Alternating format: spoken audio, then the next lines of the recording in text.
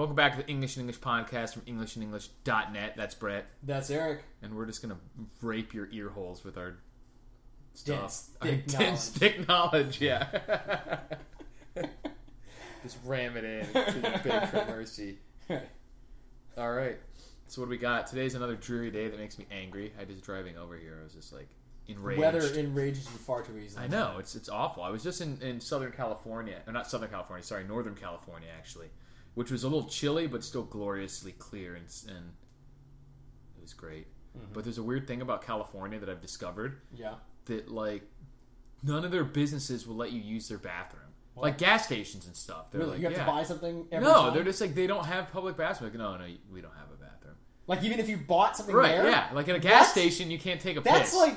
Isn't that ridiculous? That is... So, like, maybe that's you... I can't imagine that. I've heard that parts of Europe are weird like that. And even but this at least huge, in Europe, from you what get I've to heard, pay. you pay. Like, okay, seems excessive, but I understand. Well, I mean, that. it's cheap. It's like 5 cents, and the right, reason exactly. is probably the same. Seems Because there's a bunch of fucking hobos that if seems you have a pedantic, but I understand why they do it. Any sort of barrier to entry, and it keeps out the hobos. Right, and it also makes it okay. Instead of saying you have to buy something here to use it, they just say you got to pay to use it. Right, yeah. But there's like, they weren't even. This was like this whole town in Mendocino that we went to, and like nowhere had a bathroom. They actually had this one like really shitty public bathroom that only had like one stall. So there was no public restrooms on any stores, just this employee one like restrooms and one public stall like in the center of town. Restaurants still had them because I think that's part of like the code, yeah. Well, it's part of like the handicap rules Accessible or whatever, or laws, some sort of health laws. Yeah, that you have to have a handicap accessible bathroom in establishments that have restrooms. I think according to federal law. But this was So most of the restaurants still did, but even like we went to this grocery store. There was like a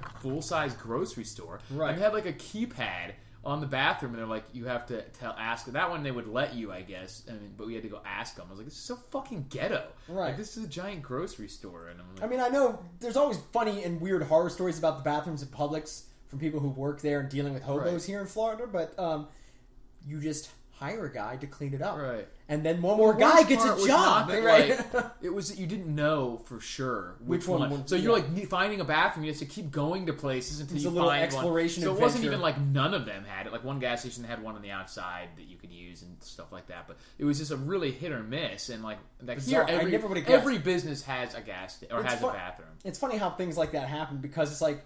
It's things like that get you when you're traveling because you never would consider that I'm going to need to worry about using a restroom. And I always have to worry about using a restroom. Other people anyway. probably do. They're like, you mean you can just use the restroom here? That's so weird. Right. And we're like, what do you mean? You know? Well, then of course, because that's not just down here. That's everywhere in the East. End up being like exigent anyway. You know what I mean? Yeah. I'm like, I don't have to. Oh, yes, I do. Right? Yeah. So it was like always a constant worry for me. Then, like I was like, maybe shit, 10 there's miles businesses anywhere, but I don't know where the nearest restroom is. So it's like if all of a sudden I have to go to the bathroom. Like, I don't know where the hell to even go. You start running in places frantically. I don't need to go. I really goddamn need to go. Right? It's like, I don't think I need... I shit my pants. Right, yeah, exactly. It turns on a dime. So I was just like, had to try and make sure I knew where the closest... So I was always like, every time we walked in a place, I was like, does this have a bathroom? Like, and I was here for like a week, and I already have like 3 days, a weekend. Yeah. And I have like PTSD from their bathroom policy. Constantly. Where I'm like, oh no, where's the bathroom? Okay, there it is. No bathrooms is my trigger word. Right. So I was like thankful to be back on the plane where I'm like 6 feet from the shitty tiny bathroom. That reminded me though, that's a topic we said we were going to cover but didn't cover. Last time? No, several weeks ago. We ended with... This is going to be a lot of bathrooms based looking at my looking at your list topics. There's a lot to do with this. We'll get to those. There's always time, except when there's not time. We have the pro. We're on pro now. You guys get to hear everything. Right. SoundCloud Pro. But one time we ended with next week, trigger word is my trigger word, and we never got back to that. Oh. There's not too much to say. That was the joke. That was the joke, pretty much, other than, it is... But kind of in that realm, Facebook. Anytime I see anyone use it, I'm just like, wow, this is going to be a shit show. Or this is going to be rich. Yeah, exactly. Yeah, so okay. you know, so it triggers you. You put on like, a certain. You do it's that like a face palm trigger. Like, like okay, all right. Hang on. Stretch my knuckles. Right. Stretch my head. Let's read this one. For me, it's more just like a warm up your face palming hand. Right. Well, yeah, exactly. Like, and curb my response of wanting to just lay into it. Like, look, I know these people. Right. They may be linking to this article, but they didn't write it. I'm not going to blast into my friends with how retarded you are for like. I'm just going to reevaluate what it means to be your friend. Yeah, exactly. I'm just going to speak to you less now. Maybe this doesn't mean what you think it means. Right. Yeah. No, but that speaking of that kind of thing, and like it's all the reason it reminded me is that's been one. Mother's Day was recently. Yeah. A couple days ago. Mother's Day memes, God, man. every Mother's Day meme is so dumb because okay, good to say appreciation to your mother. The only people on the planet are people who got pregnant or something. Right, yeah, or the only people who actually ever show kindness or love are mothers, or that mothers can never do anything but, or that the love of a mother is somehow like godlike and greater than the love of anybody else. Right, like a father for his son and daughter, or even a friend or husband or anything. Like, yeah, you're right. There's never been an abusive mom in history, or a shitty mom. But the one that was really pissing me off was the fucking fur mother shit. Where people were like, to all the mothers out there. Oh, yeah, and their animal babies. Like, I was like, oh, yeah, exactly. Smash the computer, like, just toss it. And I'm just like, God damn it, you're not a mom. Right. You're not a fucking mom with a dog. It's just everyone feels left out of it. You have to include everyone. That's now for exactly everything. what it is. And like, even if you don't have real babies, you're a mom because you have a fucking litter box that you empty every week. It's like they like to complain about how being a mom or whatever in the past was part of the patriarchy. Right. And then they are so desperate to convince you that they're as good as a mom. And it's like, well, which one fucking is it? Is being a mom good, or is it a symbol of the patriarchy? Right. And you just need to, like, back off, man. I don't need kids and a husband. Right. But look at me. I've got this dog that makes me a mom.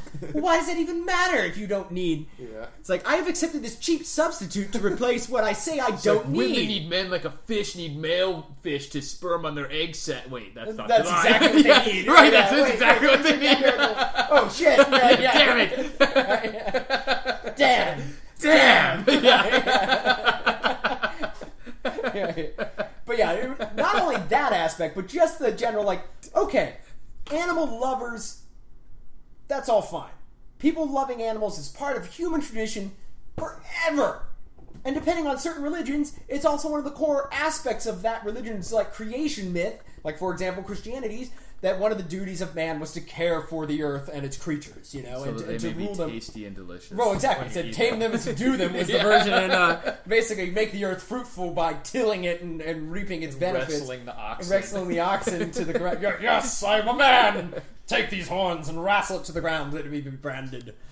And all that jazz. But I get it. Animal husbandry, gardening, all these kinds of things.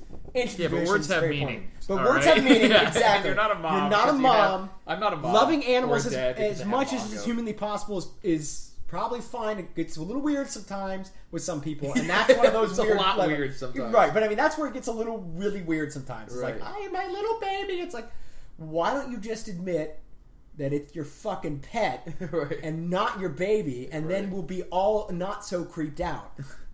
But we don't hang out with those people. Yeah, well, sometimes they're just around me now. They're around me constantly. Right, yeah. It's ridiculous.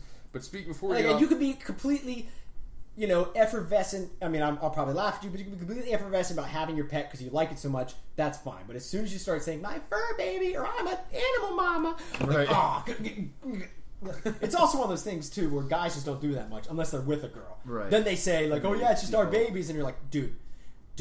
It's like finding a guy holding his wife's purse. It's just like, reminds me of man, for some reason. I'm sorry. Is that stupid dad bod shit that's been going? Have you seen that? I've barely seen that. You're gonna have to explain that. There was like one presumably tongue-in-cheek article. Oh, that's what I thought. And it was like, oh, the new craze is the dad bod, and it's not even a craze. It was just like the guy, basically a guy who's like young and not like terribly out of shape, but not in shape. So they showed pictures of like Adam Sandler, Leonardo DiCaprio, like basically like average schlub bod. And they're like, oh, women love it now because it shows that you're just an average guy and all this stuff. And the response that I would have given was done perfectly by the guy from Broscience. Have you seen those videos? That Italian guy who's like, his character's name is Dom or whatever. Right, he's all joking about like. Well, he's like a super Guido. The character is anyway. The character he plays. He's like a gym rat super Guido. Right, yeah. Meathead dude, and his was hilarious, but like all it's like actually truthful. But right, yeah. we'll link to it comedy, on the website. But that's all I have to say about the dad bod. Is what he said it better.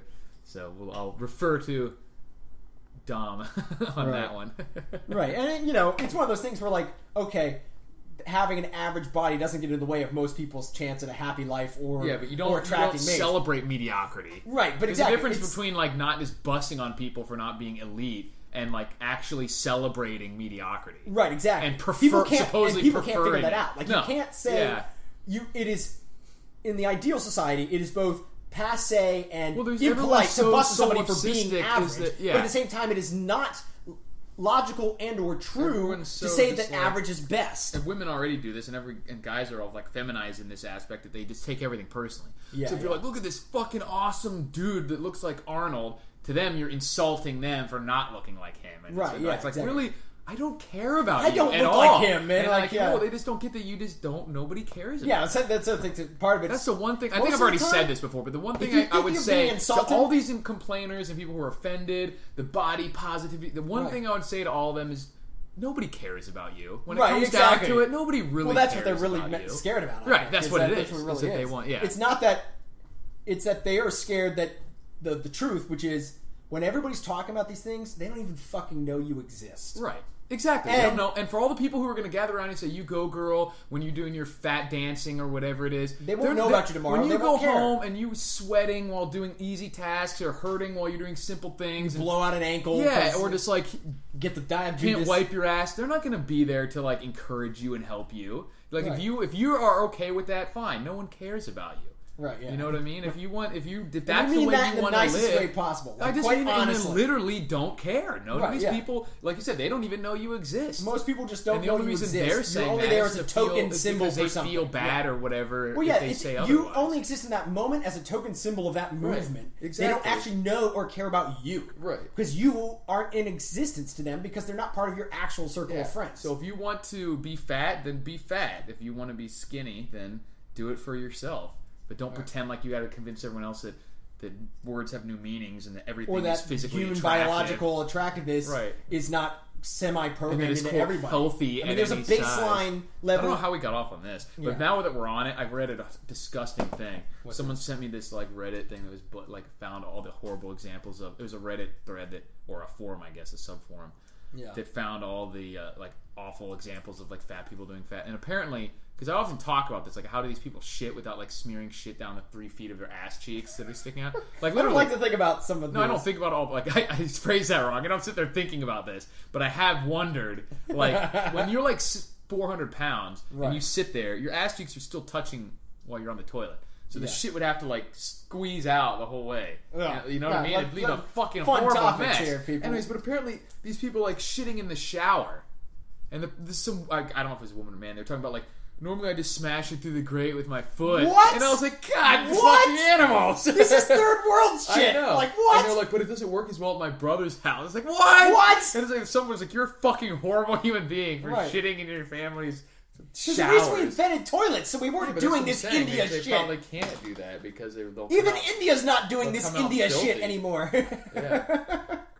So if that's the way, if you think that that's quote unquote healthy, and that's to body be like positive. Yeah, body positive is a third foot long. It's bad for people to think that is unacceptable. Then you can just go suck my ass because I don't really care. Yeah, I guess what people don't realize is how bad it actually is. Like how much these people have to make weird. And true, not everyone is like that morbidly obese. Most people are, but still, all the things, most of the same issues apply to some degree when you're unhealthy or overweight at all. Right. And there's always been people throughout society at any time in history, no matter what was considered the ideal, that were bigger than that. Right. And for the most part, it was never that much of a problem because there wasn't this But I'm talking about like I'm talking about like assuming no one cares about you, which they really don't, like we're saying, that whatever is considered attractive is really beside the point. We're talking about you have to wake up in this meat suit and use it for the rest of the day. Is that really how you want to live? You know what I mean? Right. Even if there was no one else on Earth, is that how you would want to go through your day? Right. Is fucking obese and sweating everywhere and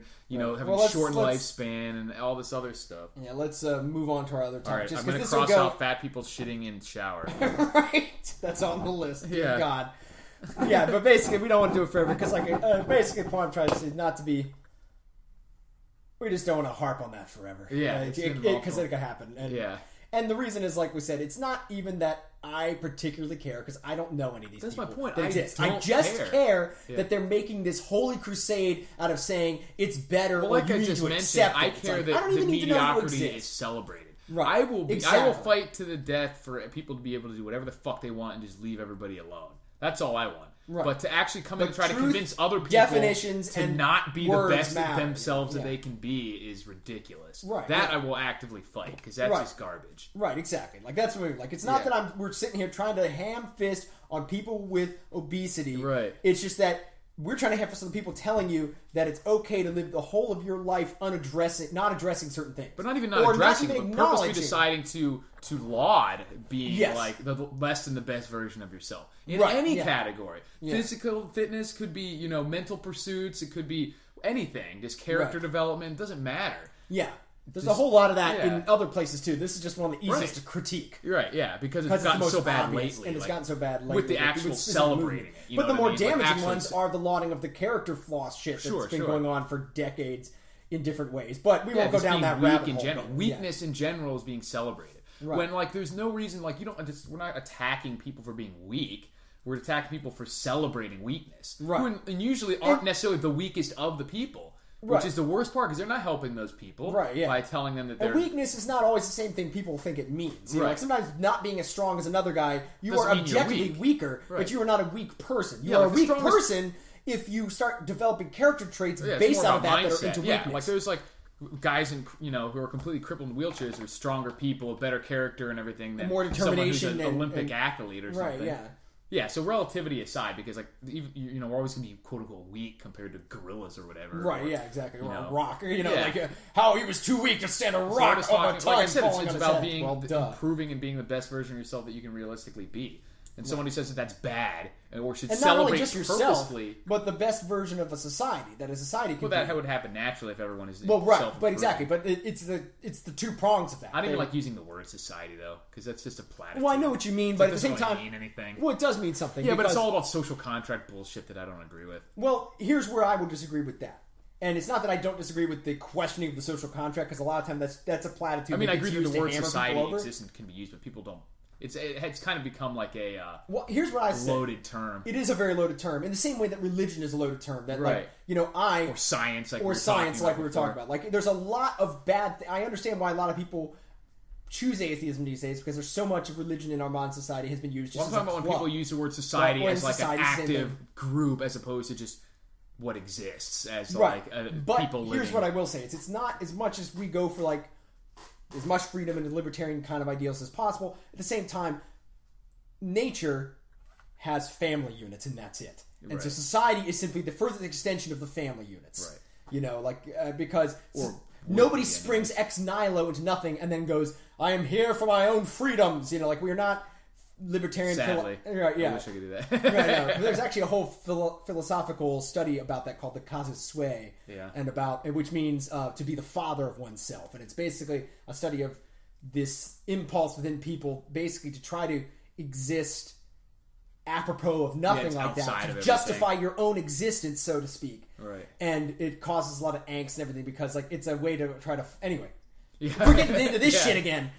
On to the funny shit. But anyway, the whole point of that is society does exist because it's a loaded term, yes. Right. But society exists in that people exist. Right. And the collections of people exist, linked to each other by blood, shared experience, shared values. And that's what I'm saying. That's the definition term of people exist. Right. What it means now and how people use it now may be something different. Yeah. But society in that regard, striving for the best people and the best society is what it should be doing, instead of trying to praise those who... Instead of just focusing on just your, I guess, temporary feelings about yourself. Yeah, exactly. What I mean? Whatever. Anyways, speaking of people who are mediocre, when I was flying to this... to go to because it was a wedding, so I was going to California for a friend's wedding. Yeah.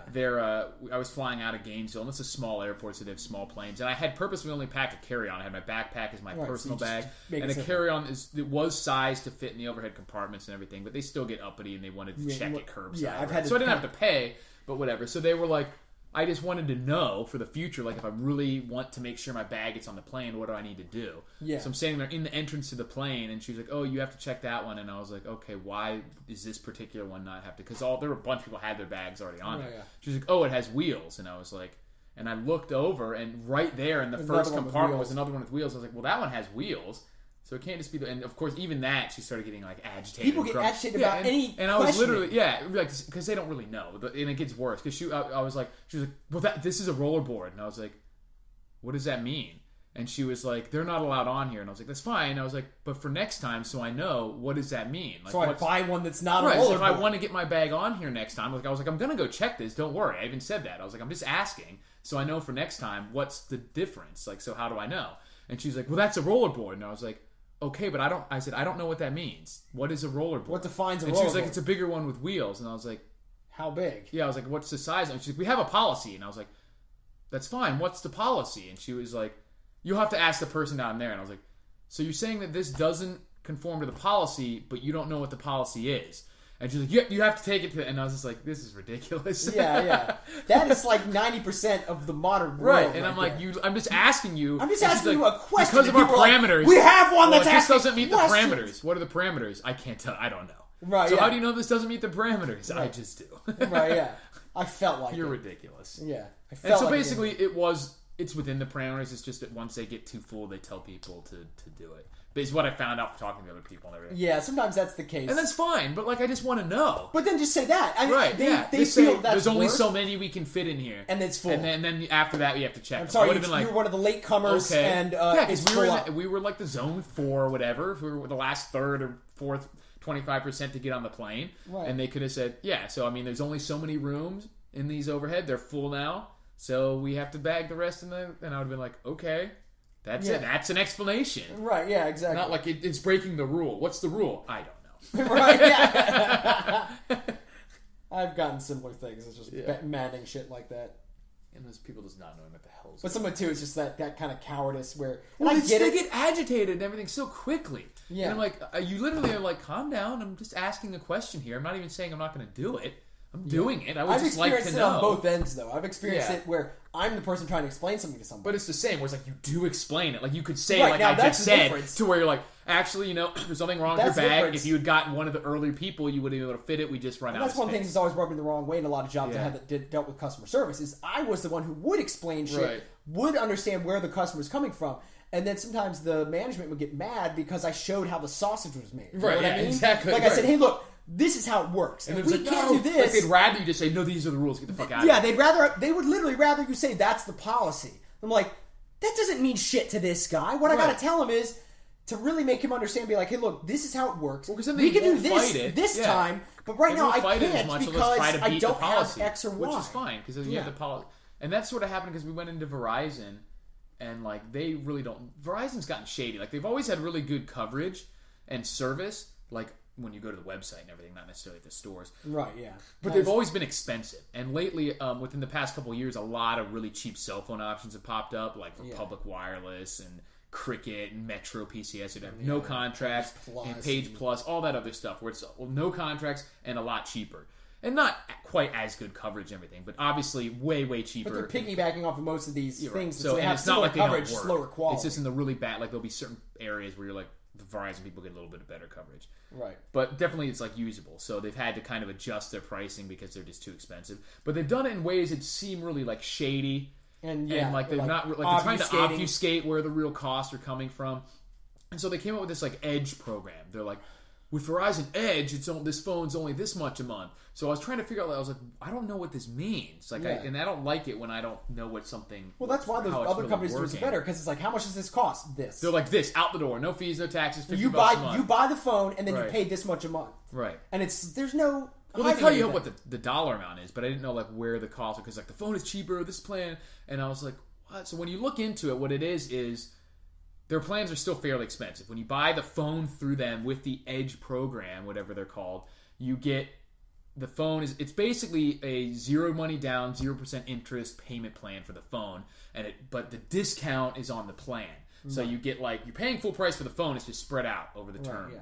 But the plan, instead of being $75, you get it for $60 a month, which $75 is too expensive. Right. So it's really just like a token discount because the plan should be $60 a month anyway. Right, they just want to make it look like you're getting something. So you get the plan for what it should be, and the cost of the phone is spread out over 12 months. Yeah. Which isn't even like retarded. They just need to sell it for what it is. Right. But instead they're like, say like can't buy a phone up front. Right. Here's a method that lets you pay for it over the month with no extra fees. Right. That would actually sound like a great deal. And then the people don't feel like you're like flim-flamming them because you know because you go in there and you're like, oh, with this is the Edge and this is and you're like, what? It's like a shell game instead of us being like, well, you don't pay anything extra and you get to spread the cost of the phone over the entire plan. Right, that's not attractive That's enough not to exactly. Like, they're trying to make it weird to figure like you're getting it cheaper than paying full price. Right. Which is stupid. But you're not. But I mean, still, to me, And like, so they're lying. instead of having to They're put it not on a lying, credit they're being card deceptive. and pay fees to your Extras. credit card, Right. you get a phone that you might not be able to afford otherwise and get to Right. pay it per month.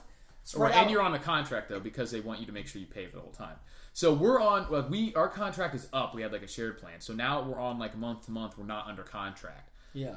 So my girlfriend needed a new phone, but the only way to get it, you can't even get the phones discounted anymore. Like now, there's just the Edge plan. So when you sign up for a contract, you're not getting the phone cheaper, which you actually used to do. Right. You used to that actually was the benefit get of the the phone, contract. right, Was that you would we're get going the to cut phone off the cheaper. cost of the So phone. now you're not actually getting the phone cheaper. It's just spread out. She has enough money to where she can buy a $500 phone.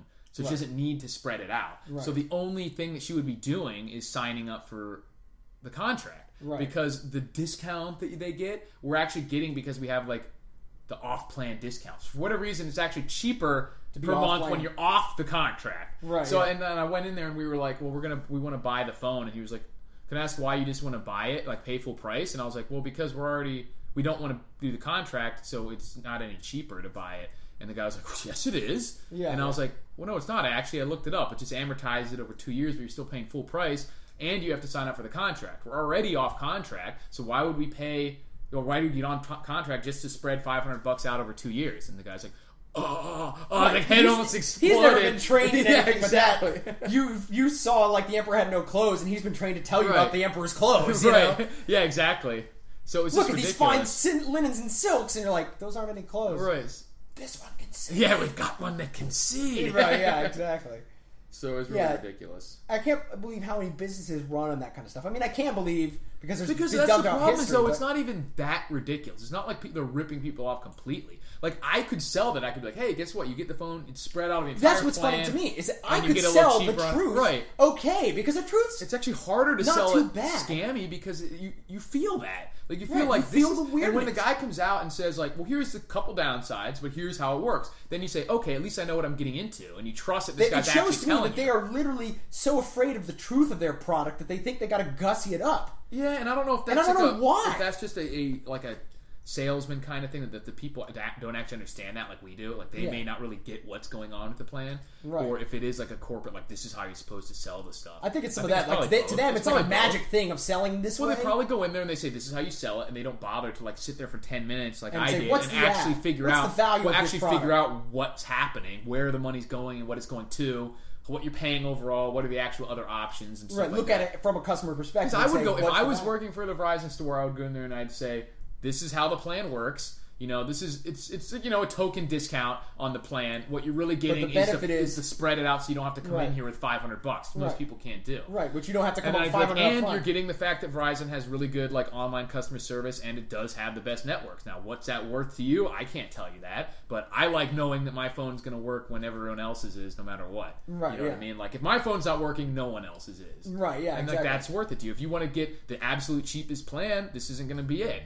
You know what I mean? You could go to Page Plus or Metro, but your coverage is not going to be as good, and your service probably isn't going to be as good either. So and you're probably going to have to buy your phone. Yeah, I've got one of those kinds of plans. So it's up to you. Like, what are you looking for here? But the cheap price is minimal. Feel the people who actually are down with it will be more comfortable, and the people who aren't, then they go, and you move on to the next person. Like being all shady about it, you may be able to get a few extra people in there, but that's like it comes back to what we're talking about. Like not only then you end up spending a heck of a lot more money on like your customer service center, people calling in angry calls, not understanding. They don't look at that because they just see the upfront revenue, and then they're getting kickbacks. Like I don't know, maybe the salespeople get sign-up bonuses, and so they right. But I'm saying the company as a up. whole doesn't look at the back end of how much extra cost is going into maintaining a flim-flam. Or if they do, it's just not worth it. But that's not a good way to run a business. I mean, it may be a profitable way, but yeah. No, all the most successful businesses in the world have been pretty straightforward. Yeah. Like some of them still do some shady stuff here and there, like Apple. But for the most part, Apple just says, "Here's our product. It's the best one. Right. That's why you should love it." And they hide a lot of how they control your data and stuff like that. Yeah. But it's not about the way things actually working. Right. It does but the do thing what works they say. Like they say it's going to do, and they just say, "Here's what it costs." Right. Yeah. Exactly. Don't try to be like, "Oh, well, if you beat this, then it's less." So I mean, of course, the cell phone companies will do that with the Apple products. But the Apple products themselves just say $600 for the iPhone. It does all these things exactly the way we say. Even if it's not better, it doesn't matter. They're just selling a brand. It doesn't, Right. Yeah. Even though they're overselling because of the brand. They're not be like, but if you buy a phone or genes on this program, it's this much money, and this is it's like, what? Yeah, they don't have a 35 tier price point flip, and if you buy the X17 Apple phone, this one comes with half of the something apps, and like the phone is $600 or $780, but you get $3 off Chipotle burritos for the next 4 years, and this much rebate, and you're like, oh, wait, what? Yeah, exactly. What? Yeah. But I guess that's why it works, because we're reasonably at least a couple standard deviations above the average, and if it takes us a second to be like, this is all right, and sit down and figure it out, but some people it's gonna be like, I guess it's all I'm counting on is the fact that people there's enough people who just go in there guide and say, people like fools down the channels into exactly. But and even people who are intelligent and not either, I don't even want to say confrontational, but not willing to say no. Right. Like willing to say, no, wait a second, let me figure this out. They're too embarrassed to just feel that's what people need to learn. When you're going in for contracts and stuff like that of any kind, be willing to don't be afraid of looking stupid because you don't understand it. Right, yeah. You better understand that You better understand it before you sign the dotted line. And that's with all the student loans and shit that got in trouble. We Right. should have done that back then. Because like young and naive and feeling that way instead of realizing that, wait a minute, and also, I have the right to say, hang up for a second. Important. Yeah. What's this really mean? How does this really work? Right. And not that necessarily we would have done something different, but at least we would have been able to say, hey, I knew what the hell I was getting into. Right, yeah, exactly. Because at the time, I honestly think even if you explained it all to me, I probably would be like, well, college is important. Right, but I mean, but all of that is a form of naivete, is what I'm saying. Yeah. All of that was a naivete about how loans work, about how long they can stick with you, about how necessary college is, about how useful a degree actually will be, about what my job prospects were in the coming economy, or even the current economy at that time. Honestly, that's probably the one that, because I don't even think that the loan companies per se are that deceptive. It's that everyone else around it is, because everyone knows. Where I would disagree about the loan companies is not that they're deceptive. It's just the financial institution is deceptive as a whole because it's all fake money at this point. Right, but that's just modern banking. I'm saying, right, but I mean, as a subset of that, student loans aren't any more deceptive. Right, everyone other than the fact it was common. It wasn't hidden that you can't divest that in bankruptcy or anything. Right, that's all open. Right, but it's just not. Nobody knows what that means, and no one explains the gravity of that. But I think that's more of something that families and everything should explain. Yeah, and that's yeah. So, anyways, this is reminding me of an article. One of the topics I wanted to talk about. We'll link to this too.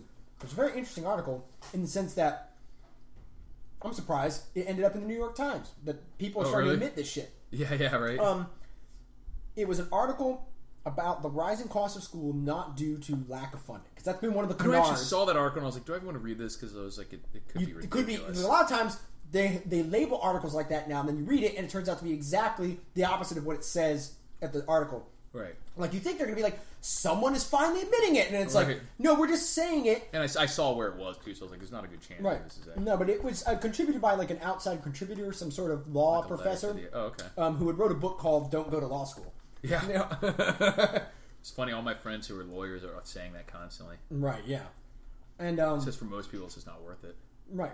That's really the problem. Among all the other shenanigans, one of the big problems, too, is there's not enough jobs for everyone who goes to that school to get that job. Right, and when you factor in the fact that it's very expensive. Right. So, even if the schools were teaching you enough to get that job, which they're not all doing that. Most of them aren't, actually. Yeah, they're not really the technical, you're authorized legally, but you're but you're not really prepared. Suited, yeah. But even if they all prepared you, there's not enough seats at the table for everyone to sit down when the music stops. At least at wages that make it worth paying $200,000.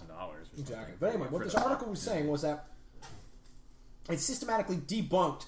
They said one of the canards that people say when they talk about how the rising cost of tuition was that, schools have been getting less and less funding over the years, and it's a crisis of education. It's like, bullshit. He broke it down and showed how in real terms what has happened. And this is where they, just like the unemployment numbers and everything else, they always obfuscate the statistics. Right. What has happened is the spending per student has gone down slightly simply because ever more students are attending. Right. But it's cheaper. The overall amount of money poured into the education system has gone up. The overall amount of education facilities and institutions is going up. So, and they said they've actually also been paying faculty less more often. So where's that extra money going then? Administration. Yeah, just administrators. The people who own and run the schools and who run the administrators. So basically the people who don't teach get more. The people who don't do what the school is designed to do get more money. Yeah, right. So it's it's part of parasitism and just like all these other government bloat shit. And just, The bureaucracy grows. The actual workers, in this case the teachers, but this is not the ones who are actually performing the service that the institution exists for. Despite the fact that I believe a lot of the teachers are not providing a service worthy of the cost either. True, but that's besides the point. Right, the particular point is that the overall cost has gone up far above inflation. And the overall amount of spending in schools has they compared everybody's favorite whipping boy for on the left, the military budget. Right. Since the 1960s, the height of school spending, it was, or since the supposed golden age of schooling or whatever, when everyone was still happy with the education system, the military spending has gone up about 1 time. Doubled overall, and it's gone up something like 300 times or something ludicrous in the education system. That's crazy. And something absolutely ludicrous. And so he totally... we'll link this article in the show notes because it's good. And he kind of ends it kind of short without saying what this means or why it's in, but just all he does is very succinct and honest in that way, at least. It's just the point of this article is to debunk that myth. It's not because the schools have been getting less money, so we got to raise prices. Nope. They have been getting more money than ever, right? And they've been paying the teachers less the whole time, and they've been hiring more new teachers as part-time to avoid paying them. Yeah, like adjunct professors, and right? Stuff Yeah, like all of the grad students and stuff, right?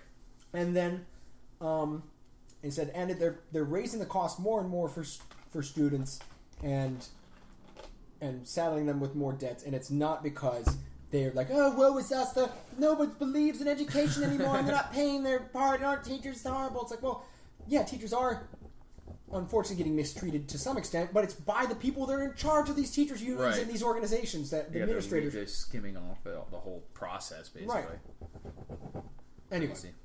So that was a very interesting article that made it to the mainstream media, as it is in quotations, that somebody is willing to admit, because that's one of those sacred canards that you can't critique, except to say, oh, we're not getting enough funding, or the teachers aren't respected enough, which is another trigger word for me. The whole teachers are the best in the world, and why don't we pay them more than enough? It's like a bunch of worship.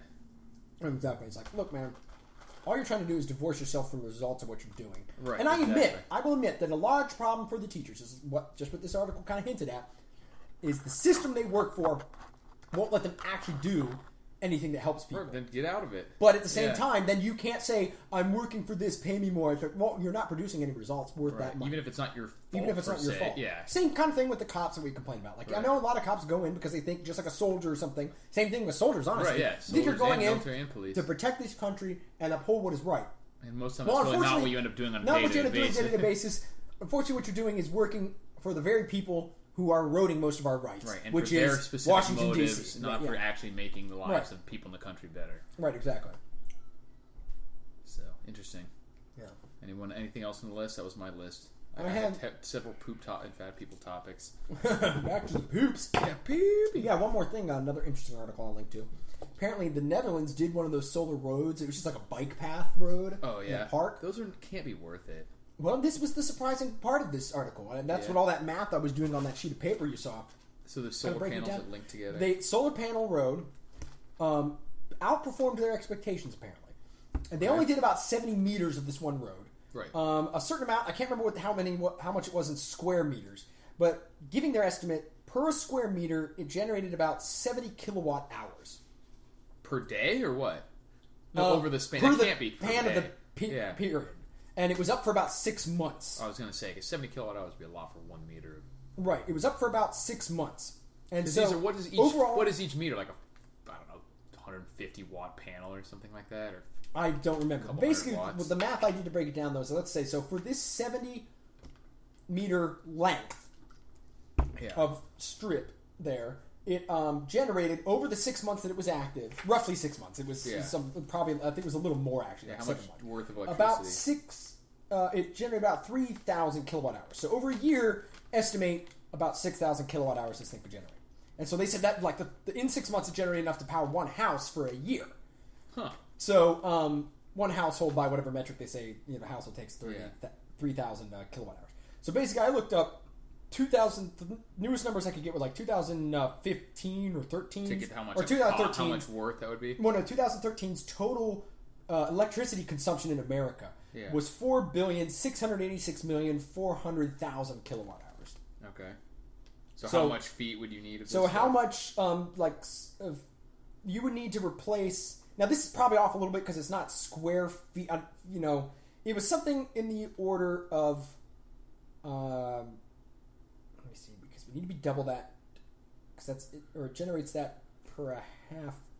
Well, see, the issue is one. You would need something like 3,865 square miles of solar road. 3,000 square miles. Yeah, almost 4,000. Almost 4,000 square miles. And this, of course, is consistent, assuming you can get consistent energy out of solar. Right. You can get whatever. But, of course, the one thing this article didn't say is that how much it costs to make the thing. Which is huge, important, obviously. Huge, important, obviously, right. Because besides the point, what came out to, like, 3,000, or, I think that number's off in that calculation. The one I'm more comfortable saying is it take about 30,000 miles of highway would need to be replaced. Which isn't that much. Because we have millions of miles of highway, probably. Well, no, the overall amount of highway in the U.S. is 67,000 for the interstate highway, system, just for the highway. But see, here's of course, there's more road. But the problem is not that could we produce as much energy with solar. The answer, I think, is absolutely yes, as you just do. Well, so that's the encouraging thing. Is it seems like the solar technology is getting better.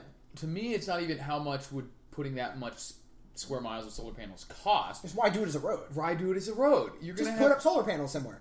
Or it's ideal. 3,000 square miles in the Nevada desert. There's sun all the time. It's not going to have semi trucks dumping oil on it. It's not going to have. It doesn't have to be that resilient to where stuff's rolling over it constantly. I can see doing it like that, and I understand the benefits of this. But the only reason I can see doing it do it with rooftops instead of roads, right? But whether roads or rooftops, the benefit of doing it locally is each community pays for its own upkeep. Regardless, do it as versus one place in Nevada does it. Solar panel that you can put on a roof is going to be probably a factor of 10 cheaper than the one you have to make to be a road, and could be swapped out and everything like that. And just put them on every exposed roof. You probably have almost as much space as every exposed road, maybe even more. Probably more. Yeah, probably more. So just do and that. Accessing it for maintenance would be so much cheaper. So you don't have to shut down the highway. More modular, right? You wouldn't have to shut down the highway. It could be the problem is that you would have to have individual, and like Elon Musk actually came out with a new battery system. Those are interesting. That's going to make, because that's the issue right now with solar. Is obviously it's expensive, but the expense pays for itself. It does pay for itself. It may take 10 years, but it does pay for itself. Right. It's usually the barrier of entry is the problem, exactly, not that it's upfront cost. So to me, that's a non-issue because it will pay for itself. Right. So it's not a question of it being more expensive. It's actually not more expensive. It's just an upfront cost. Right. The issue is you have to either tie into the grid, which in some areas the power companies they allow it, but they're like, they don't like it. They're not going to pay you or meter it properly or whatever. So well, even they have to store it somehow then. If you tie it into the grid, that's not the issue though. They're making electricity all day. It doesn't. It just feeds into the cable, or you have to be completely off the grid with battery systems, and that's more expensive. And the batteries aren't great. That good, they're not great. They're hard, and they have to. So that does add more cost. Better batteries, like what they're claiming those will do, is just a achievement we've been waiting for a long time. Like all sorts of things will need that kind of powerful battery. Space exploration, deep sea vehicles, long-term military craft that can sustain themselves for long trips. Electricity storage tech is survivability. All sorts of survivor equipment that now you've got to get that ironed out. It won't matter. You won't have to be tied into the cables, and you can just store. Because most houses probably have enough within a few years. The solar panel will, technology will be good enough that if you cover your whole roof, you'll have close to all the electricity you need. If not, the problem is that you need to be able to store it though, because you can't rely on it always. It's not always going to be a steady stream. Right. You'll have peak hours where you're getting more than you're using, and then you have to be able to store that, or maybe even peak months where in some areas where you'll be getting more than you're needing and not exactly. So, yeah, but it was fascinating because it seems like it works a little better than I thought it might the first time. You know what was interesting? Talked about it, but it's still they didn't answer how much it cost to make this 70 meters of strip. There's a lot of just logistical issues making it a road, replacing all of our roads and crap. Yeah, because you think of all the oil and debris that gets on it, the wear and tear from highway of cars. Like, what if there's a crash and it just rolls and takes out like 50 panels? Yeah. Tears them up. There's actually a weird, interesting type of electricity generation concept that was created for like out in the desert where nothing's being done, where you have like a huge tower and it's going to be like taller than any building. Like exists. A solar boiler type? Not really. It's like a heated air condenser. So like there's this tower that just goes straight up, and at the top of it is a turbine. And then no, it's not even that. And then like as it goes out, there's just like a field of it's almost like clear. But they don't collect the heat itself. What it does is the sunlight comes through that surface, heats the air underneath it to the point that where it has nowhere to go but up the chute. So it funnels. It literally just forces a wind tunnel. Right. So it's like acres of this stuff that has the slightest angle to it, so the air is all getting sucked out. That I guess it doesn't even angle because the cold. It will just air's going to go once up. you create that flow. But basically, all you have to do is have so much air that then you have a turbine up there that's just like, and it's because it's so much area. And there's nothing. There's like no. It's not a steam generator. Right. There's no mechanical or electronic. All that field of it. stuff is not even electronic. It's just like a membrane of some kind. That's fascinating. Right. So even if it gets like a rip in it, the overall system's still going to work. Right. Because all that is then is basically a solar still, but instead of collecting the water, you're collecting the air, the hot air, and forcing it out a constricted area so that it creates lift or generates force for a turbine. Yeah, it's almost like an attic vent sort of, where all the air is being pushed out of it. Yeah, it's a giant attic vent. Right, so that's interesting because that takes no components. The only actual electronic mechanical components is the turbine itself and the cabling that captures the electricity out of the dynamo and sends it to wherever. Yeah, fascinating. Yeah, so I thought that was really cool. It's just one of those things that there's probably only like 10 places in the world where you could actually do that because of the climate, the space, and stuff like that. But they're literally talking about like hot air that's gonna be out the top, like square miles after square miles of just nothing. You just put this like field of this, tarpaulin. Yeah, of tarpaulin, basically. Giant layer of tarpaulin. Yeah. Semi-transparent tarpaulin. So I was wondering if that was something that you could scale. Like obviously you could. I mean, it would work. The concept works at any scale, but it would have to be strong enough to if you had like an acre and you did that with a thing that was like 100 feet. I would guess off of nothing but just a blind guess here that a solar panel would be better in the general. I think so too. Yeah. That like if you were to make one on your house as big as you could make like a 10-foot. Maybe even 20-foot one. It would have to, it would have to be like a 300-foot tower and like an acre of stuff before you probably because enough solar light that could heat because you got to hit critical mass is what you need. And I think for it to be worth it, you're probably talking like way beyond a normal person, right? So for most people, solar is much more scalable because it's more of a direct even capture for wind. Of the heat. Well, it's also you're getting a benefit at any amount. Right. Like even if it's just one panel, you're getting some benefit. Like if you have a tabletop-sized version of what I'm talking about, it's not going to generate any electricity. Right. I mean, not in any amount that you could even harvest. Yeah, but nothing that you could even harvest. So there's the threshold is much higher to where like a couple $1,000 worth of solar panels. But that kind of technology still is fascinating me because those ones that just like old buildings that would cool themselves just by the way they built the airflow in them. Yeah, and they're doing that more now. Right, yeah. Again. Like castles and stuff that we forgot about how to do because we just got so used to building cheaply and using AC units. Pumping cold air in, So it's pretty cool. So I always thought that was a cool idea. I haven't looked into like the science behind how feasible that really is or what type of it's totally feasible. It's just the scale. Well, obviously, that's what I'm saying, and what the cost feasible would be. in terms of producing the device, the installation. Not possible. I'm talking about actual feasibility and practicality. I mean, because like you could, like you said, you could build a 1 foot tall one that works. Right. That had spun a fan. How much force does it generate though? Spun a fan. Who knows? Right, but I mean, saying like it seemed like it'd be so low maintenance compared to anything else. Yes, there's no working parts except one turbine. Right. So I thought that was pretty interesting. Yeah. Interesting. To see how much it... But it may be just so expensive to make such a giant tower or something. Right, the amount of the size it would take to get it constantly flowing air flow. So far, when it comes to energy stuff, it's not even that any of these alternatives are that expensive. It's just that the current ways of doing it are so cheap. Right, yeah. Like oil and stuff is just... And so energy dense. Like oil, it's just so cheap. Well, that's why it's so cheap. Energy dense. It's just so cheap. Because when you're talking about like a solar panel, you could go out there right now and get certainly less than 100,000. For most people, less than 50,000 will be all the solar you need for like... For you, will be your day-to-day daily use. Would be a $50,000 system could hook you up. So you're talking about $50,000 for all the energy you need but that's for the part rest of it of too. your life. The reason I think solar hasn't caught on as much is again because that's a distributed cost versus a government buying a facility, which people are okay with that. Whereas most people don't have the money. Like, if they to me that doesn't seem like a lot of money. Like 30 or 50 grand when you're talking about like you will be right, but most people never have have 30 or 50 grand to lay down. Exactly, but I'm saying even I'm just if saying they in were willing terms to of pay like saying solar's expensive. That really doesn't seem expensive to me. It's just that if you like mapped out. If you had to buy all your oil money up front, like all energy for your, the way you're getting it now and pay for it all up front, it would be a hell of a lot more than 50 grand. Yeah. You know what I mean? And obviously that's not a one-time cost because you're going to have maintenance, but a few $1,000, But the point stands that if you were forced to buy it up front from coal, nuclear, and or whatever else, really. It wouldn't be necessarily all that much better than the solar cost. Right. But you're not forced. The problem is you're not forced to buy up front. Right. And you only pay for what you use. And there's no way to get solar except by doing that. In most. Right. Now, there are ways unless that they switch you to a solar facility. There's actually ways some companies do like a leasing, but you don't necessarily get the benefit. Like they come in and they say, okay, we're going to buy it, but then like they own the solar system. They get part of the money from selling it back to the grid and stuff. So you get cheaper and stuff without money out of pocket. So there are some options for doing that, but it's just more things like that may be developed eventually. Exactly. That is one of the hurdles that people don't acknowledge when they just think, just change it. We have solar. Bring the new future. It's like, well, who's paying for it? It doesn't always work that way. Yeah, who's paying for it? It just doesn't work like that.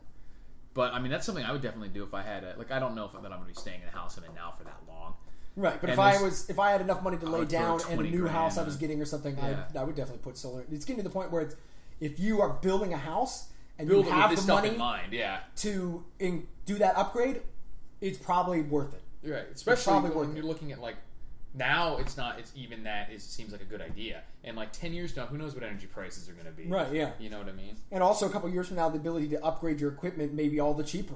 Right, yeah. And I mean, the solar panels are going to get better and better. So. Like, especially by the time if these batteries from Musk and stuff turn out to be what they say they're going to be, it'll really be time to start. Like, every new homeowner who buys a new or builds a new home. Build it into your house. Like, here's a closet for the solar. Right, yeah. And here's the rigging for where the solar will go in the future or where I'm putting it up when I make the house. Face my house and my roof angle this way so it's specifically. Or some portion of the house. The house I am now.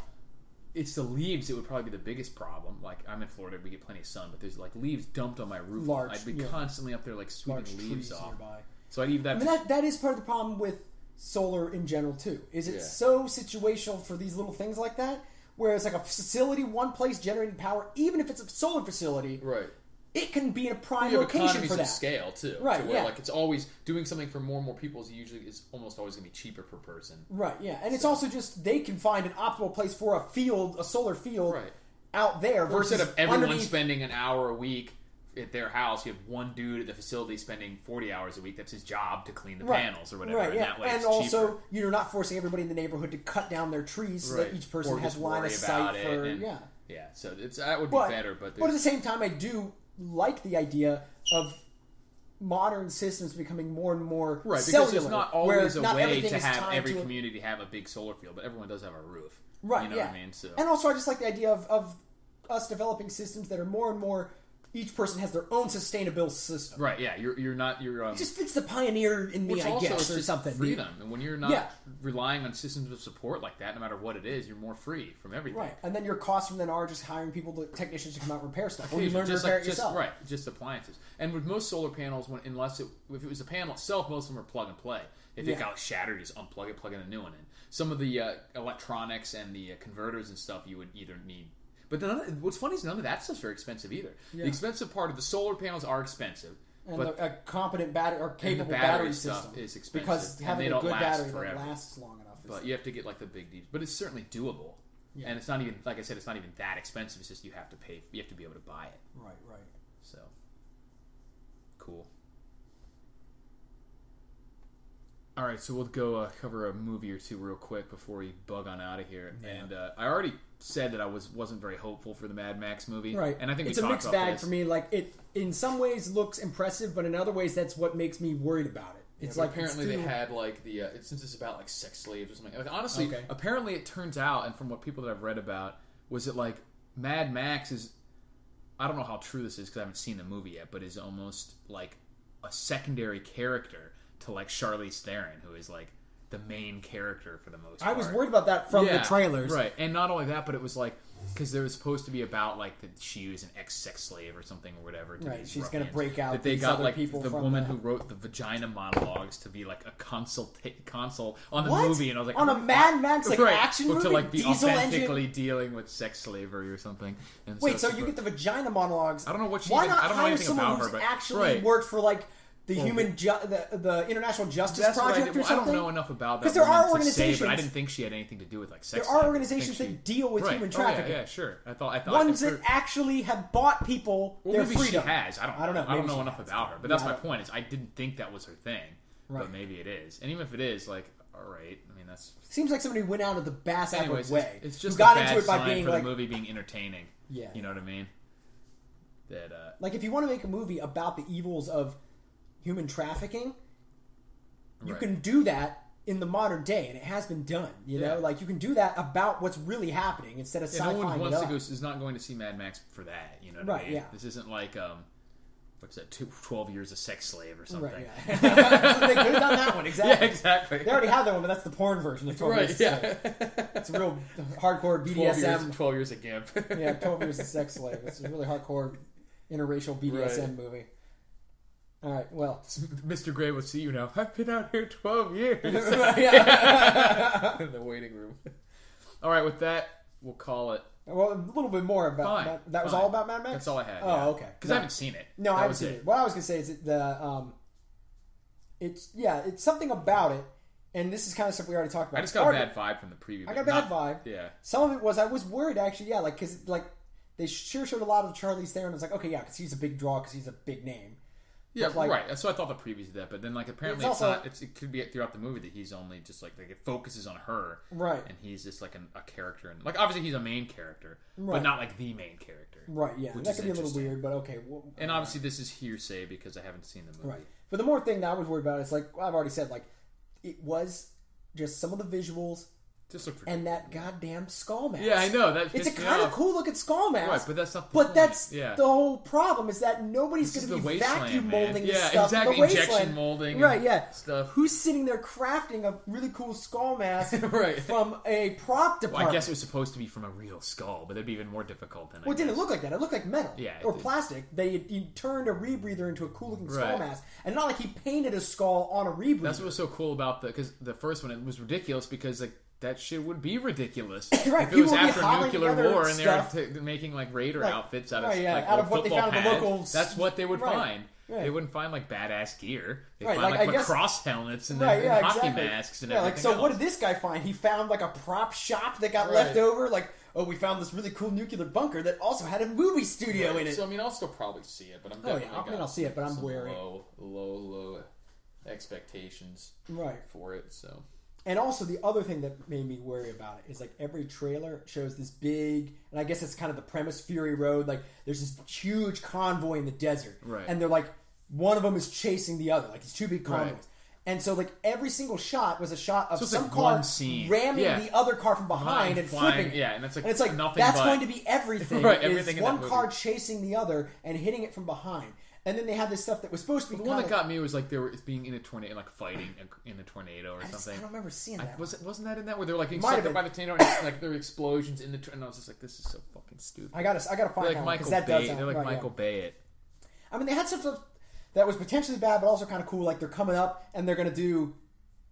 Because like the one thing that is cool about that whole something in the back of my throat. Dick. Oh yeah. I mean, what? No.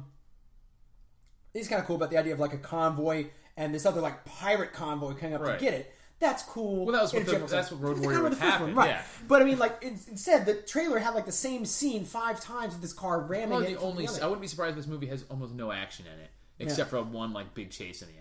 Yeah, but also the one part that did look kind of cool was the idea of them like having to board each other. So it's almost like ships now, two moving vehicles going along, and then these guys using like these like hooks and stuff, hooks and like these long poles, like a pole vault thing to go across. They just stick the pole in their vehicle and then let it leverage. Yeah, like bouncing down so it hangs over, like and then they drop onto it. Yeah, like a big whip, and I'm like, it's goofy, but it's cool. Right, you know, that's the kind of stuff realistic. You know, that's the kind of stuff that makes those movies cool. It's like some guy, you know, with a slavering, you know, reaver with like a knife in his teeth. Yeah. Then he's like coming in on a rappelling on some weird contraption that they've made specifically to deal with. But that will be entertaining.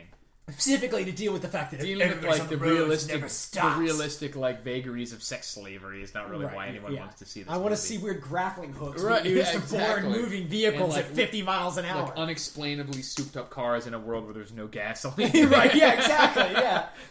That's always funny. The guy's got weird fetishes about tire shoulder pads with spikes. This is where they're literally like collecting drops of gasoline in a pan, and the guy's running like a big block with a supercharger. And like, this car is going to get like 12 miles to the gallon. It makes no sense. Exactly. Well, that's all the news that's fit to print. Or speak of. At least until another week from now. Yep. I'll tell you about the more decay of a modern civilization and hopefully some funny things. Right. All right, peace out. Adios.